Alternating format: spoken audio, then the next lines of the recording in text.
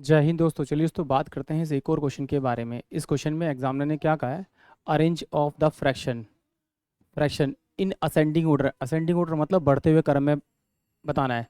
4/3 minus 2/9 minus 7/8 minus 7/8 5/12 into, यानी कि examiner ने क्या कहा है, इसको बढ़ते हुए क्रम में लिखना है। तो पहले एक चीज़ आपको समझनी पड़ेगी, जब भी माइनस की वैल्यू होती है, माइनस की जो वैल्यू होती है, जैसे यहाँ पर देखिए ये जीरो है मेरा, जीरो से अगर मैं माइनस इधर आऊँगा, -2 आऊँगा, -3 आऊँगा, और इस साइड जाऊँगा तो प्लस का 1 आएगा, प्लस का 2 आएगा, प्लस का 3 आएगा। यानी कि जीरो से मैं जब राइट हैंड साइड यानी दाएं तरफ जाऊँगा तो मेरी वैल्यू बढ़ती है, और बाएं तरफ आऊँगा तो वैल्यू घटेगी। यानी कि अगर मैं बात करूँ -1 और -2 की, तो इन दोनों में से जो बड़ा नंबर होगा वो मेरा -3 नहीं होगा, -2 होगा। यानी -3 और -2 में -2 -3 से बड़ा होगा। यानी कि माइनस वाले में जो नंबर आपको छोटा लगता है वो बड़ा होता है, और जो बड़ा लगता है वो छोटा होता है। तो इन दोनों में सबसे बड़ा नंबर कौन सा है? -6, और -2 में -2 -3 से बड़ा है।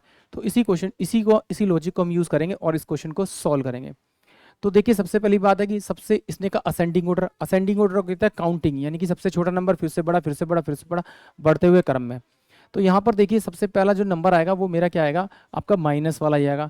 तो मैं इन दोनों माइनस में चेक कर लेता हूँ कि इन दोनों में से सबसे छोटा नंबर कौन सा है।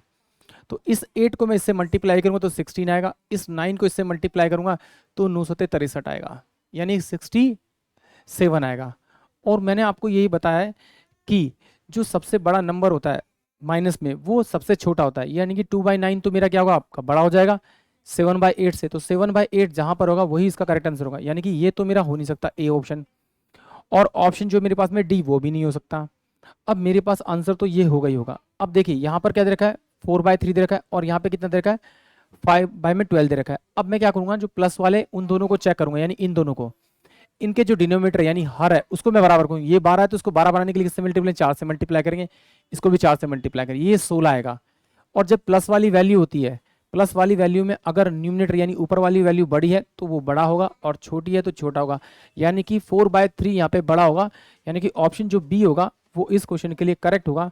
आई होप आप सभी को क्वेश्चन समझ में आया होगा। जय हिंद, जय भारत।